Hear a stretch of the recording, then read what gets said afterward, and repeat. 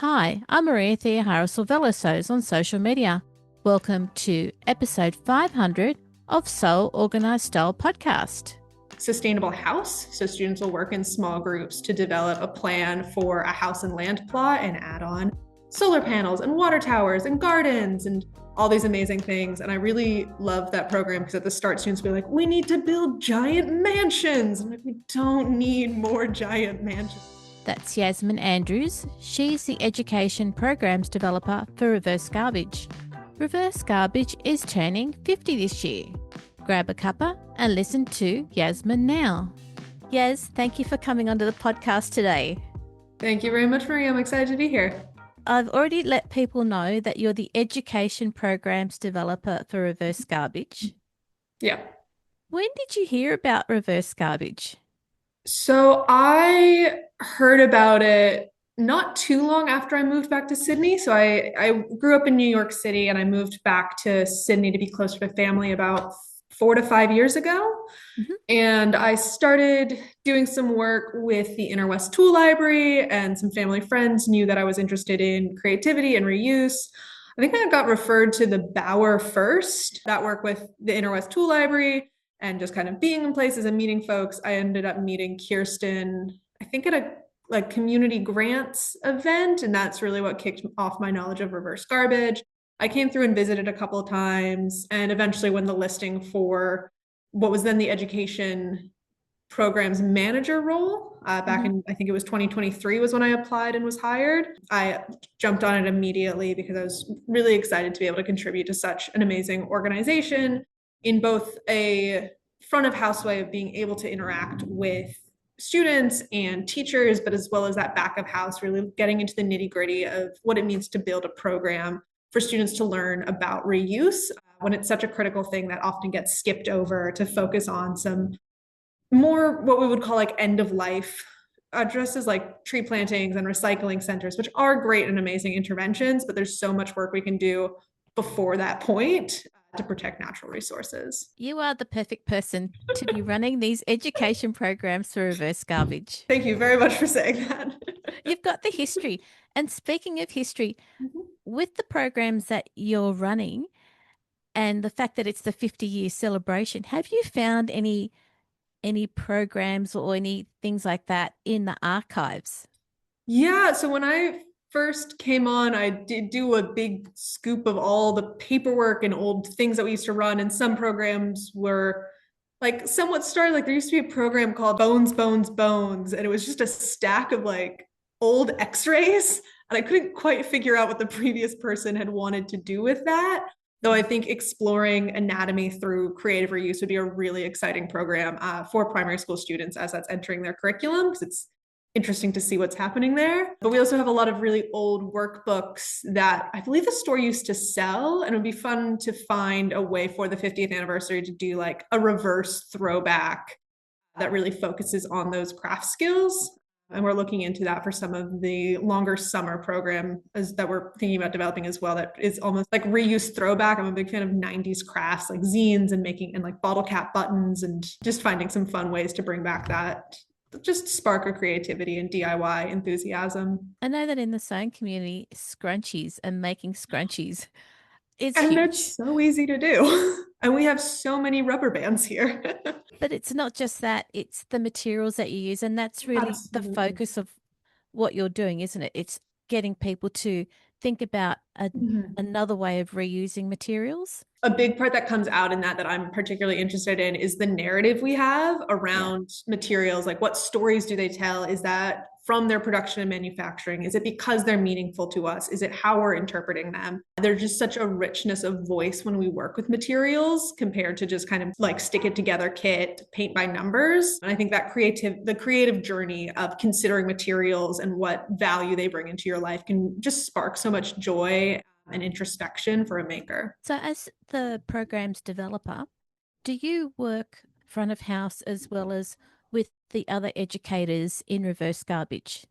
Yeah, I try to get out as much as possible, partially because I like to stay grounded in what's actually achievable in 60 to 90 minutes with students. If I spend a little too much time in my office, I'll just be like, anything's possible. We can make giant dioramas in 60 minutes. And everyone's like, stop, you're shooting for the moon. I'm like, oh. And so I was out just the other week at a school and working with a year 5 class doing DIY packaging and considering what it means to package materials and why there is plastic packaging, but steps that we can move away and use a more diverse set of materials for that. We have a really broad impact throughout Sydney. And I think for the 23-24 financial year, we sat down and did some like heat maps of where our inquiries were coming through and where our actual programs were being delivered. I think the first time I ever went out for an incursion was to a homeschooling group up in, I think it was Box Hill, like a good hour and a half north by car. So we really can spread with the power of our van. What programs do you offer? So we offer a lot of things. We go from early learning up into professional development, and they all focus on creative reuse and getting hands-on with materials. What that looks like can vary based on if we're doing it with 3-year-olds, 13-year-olds, or 33-year-olds. In the early learning stage, a lot of it's kind of sensory based, very play based. So we do a lot of loose parts for that 3 to 5 bracket. We absolutely love loose parts play here. It's so exciting to see how different groups, different students will all use the same materials, how it looks like at an early learning center versus at a community festival. There was a session that I went out on and it was looking like a big one. So I threw, I think it was 10 moving boxes into the van just so we had some extra stuff in there and folded them all up. And there was these 2 little boys who just wanted to stack them up in a pyramid and then run in and knock them over. And they were so happy to do that for like 20 minutes. It was amazing to see just that level of engagement and students who just want to roll things up and down and experience motion and see how things go together. And it's all about not prescribing meaning or value to particular items. Like we wouldn't say that piece of PVC pipe is a staff or it looks like a telephone. It's about students discovering that for themselves. As we get up into primary, we start to ground it a little bit more in the 3 R's and talking about reduce, reuse, recycle, particularly the difference between reuse and recycling. That's a hill I've come to stand on very firmly. And I've gotten into a couple of arguments about with peers at university when they're like, oh my God, reverse garbage, you guys do recycling. I'm like, well, no, we do a much more local thing than recycling is. But in those primary school programs, we start to also get into more about different branches of sustainability. So talking not only about environmental sustainability, but social sustainability as well. One program that we do that in is our sustainable house. So students will work in small groups to develop a plan for a house and land plot and add on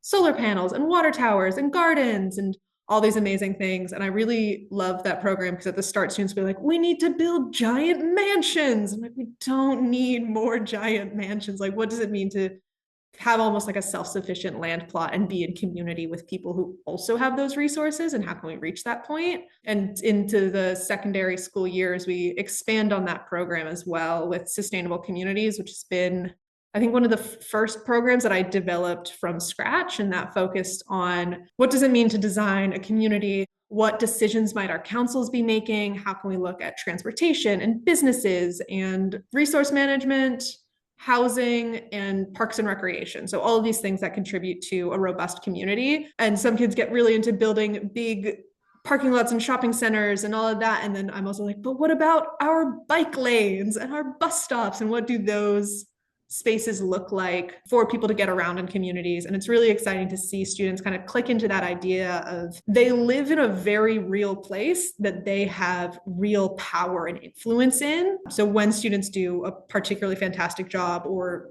seem to have like a really clear sense of what it means to be in a community, like there was a group of students who focused on, oh, what if we have this strip that's dedicated to small businesses that could maybe have government subsidies, and there's a bike lane along it and there's a bus stop right outside.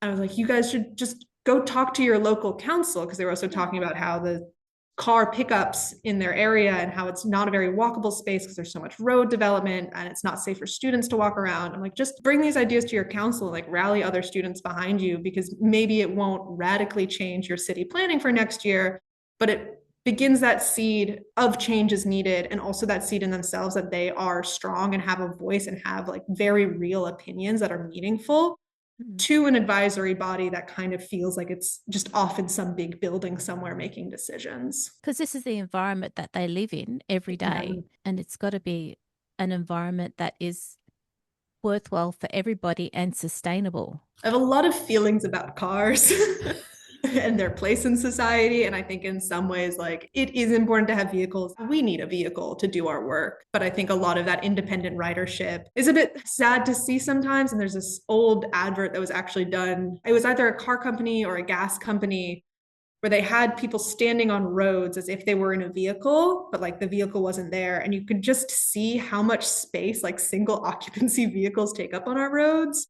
And then you think about the impact of buses, or in the US, we were seeing a lot of the like bike brigades of students gathering up in the morning to bike to school together. And just that as a social intervention, as a health intervention, as a community intervention to really bring people together is so amazing to see. And that just fostering that spark of like joy and even hope in students that is a reality that's possible, that they have the ability to make possible, and knowing that our community has the kind of like bike to school day that, so it's exciting to see that there is energy for that, and like how do we rally more people behind that to really push for a future that's not only environmentally sustainable but also socially and economically sustainable when we are in it together, rather than kind of like isolated, just having to deal with our own daily realities. That spins out a little bit far of like what we teach quite practically in our classes, but it's like, how do we sow that little seed of like, you can shape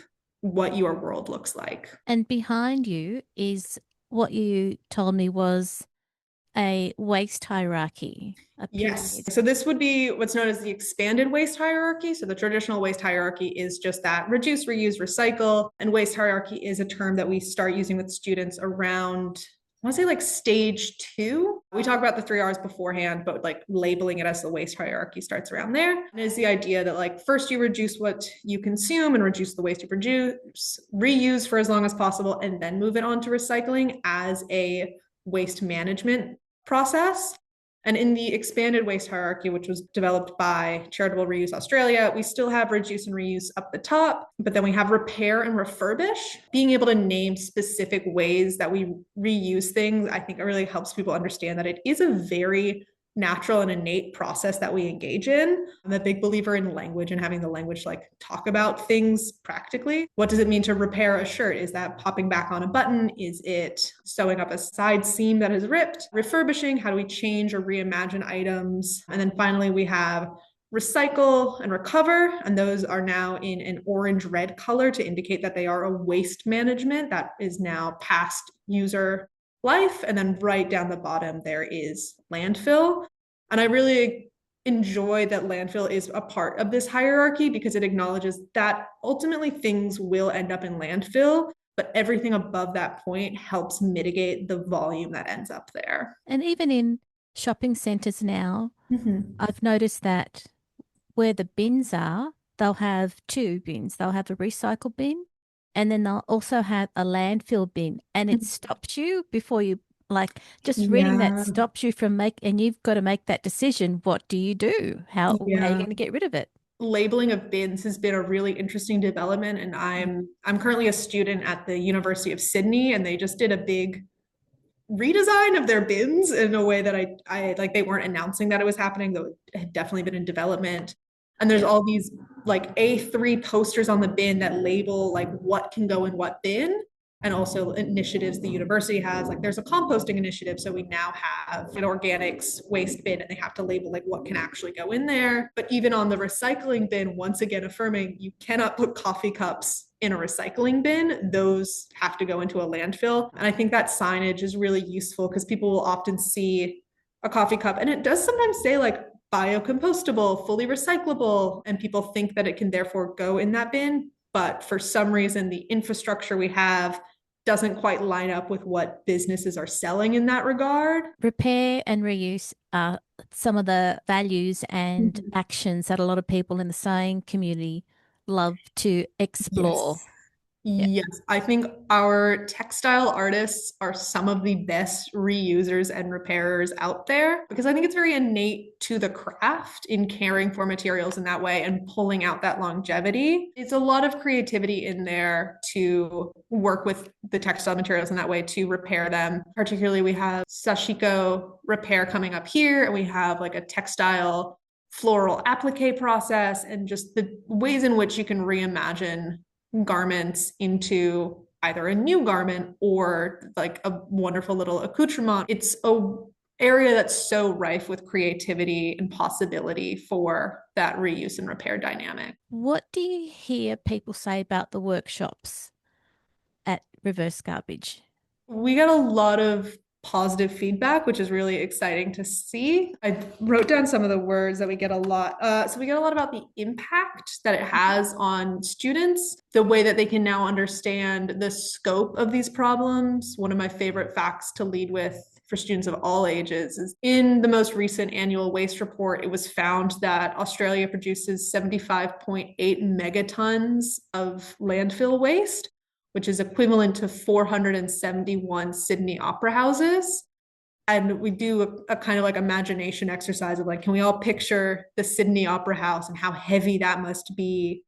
And now we need to imagine that like 500 times. And you kind of have this moment, like their jaw drops a little bit. Like they're so shocked to hear that and being able to put it into scale of like, you may have your red bin that you put out every week, but so does everybody on your street and everybody in your neighborhood. And like it really begins to build that foundation of like, oh gosh, waste is this huge thing that we all do very organically, very natural. It's like, oh, just chuck it in the bin. It's like, well, what if we take a breath and figure out another option? Like, what does it mean to reuse that material? Is it reusable? Is it like clean material? Can it be cleaned? Can I make it into something? What does it mean to recycle it? Can I just put it into my yellow bin? Do I need to reach out to a specialty recycler to have that material properly managed? It stretches the work that you have to do in a way that can feel a little uncomfortable at first. Yeah. But reverse garbage likes to make that be an exciting process, a process fueled by curiosity and care. And we can see that students kind of carry that out of the workshop with them. And that's feedback that we get from teachers as well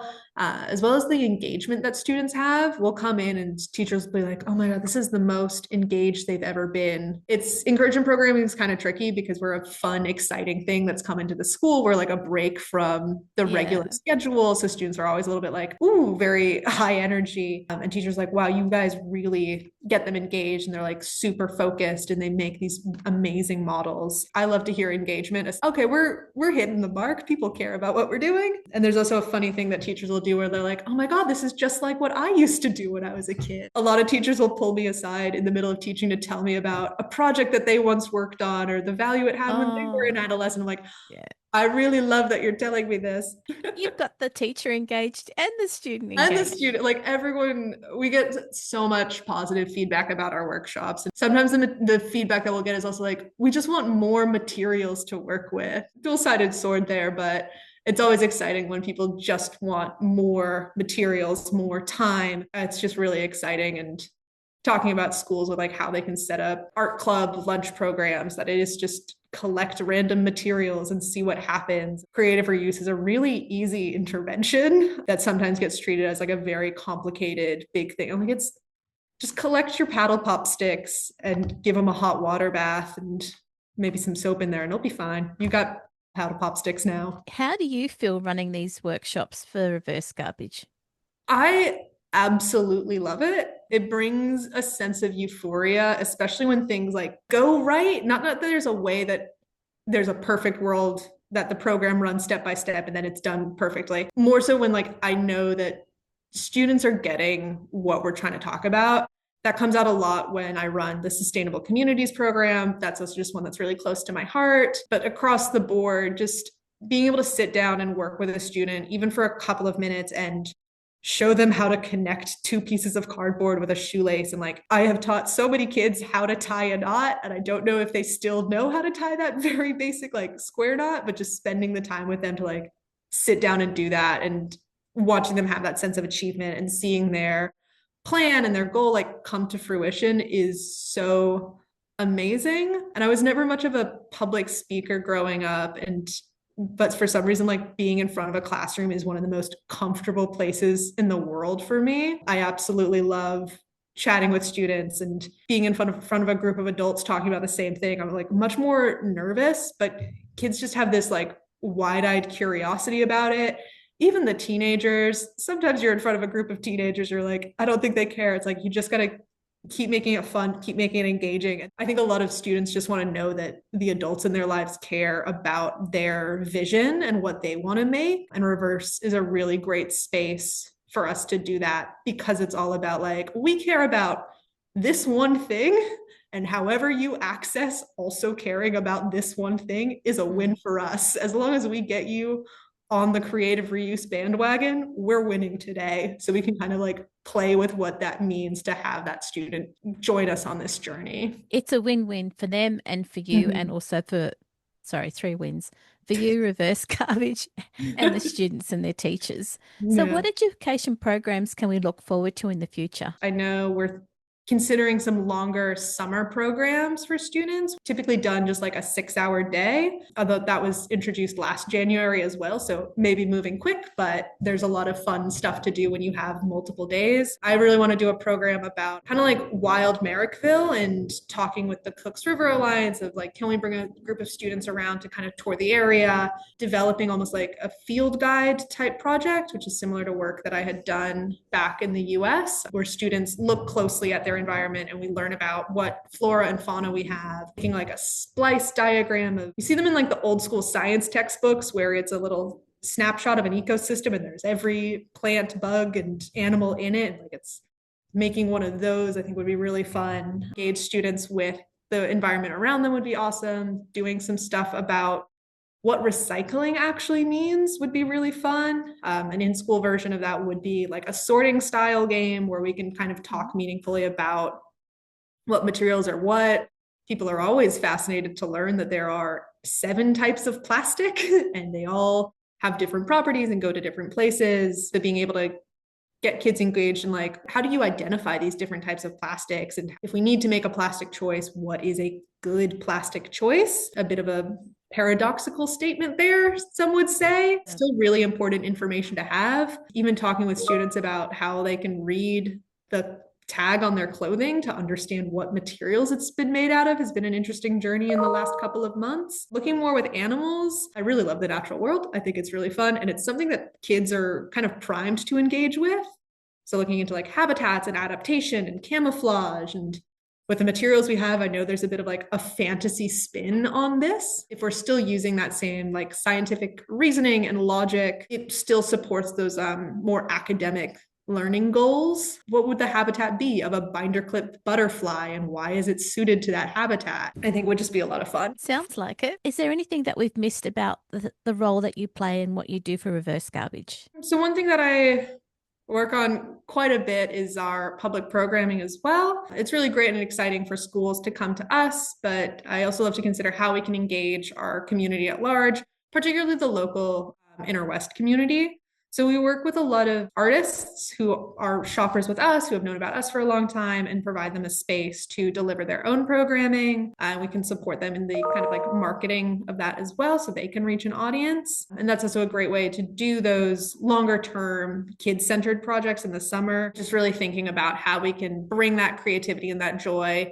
into everyday life, especially for kids who maybe don't want to do Saturday soccer all the time. The public programming here is always really exciting, and seeing new faces come in. People have traveled to come see our public programs, and it's also great to just work with so many artists as well. Oh, that's wonderful. So, if people want to get in contact with Reverse Garbage regarding any of the programs, what should they do?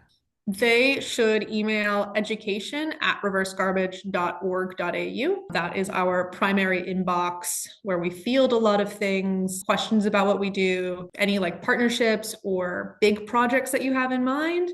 But if you're interested in just having us visit a school, or if you want to do a small private booking of one of the workshops that we do, we have an inquiry form online and you can just fill that out with all your details and we'll let you know if we can make it possible, and we try very hard to make a lot of things possible just because we love to get out in community so much. And it's good you have the vehicle to be able to do that. Sorry, I threw that in.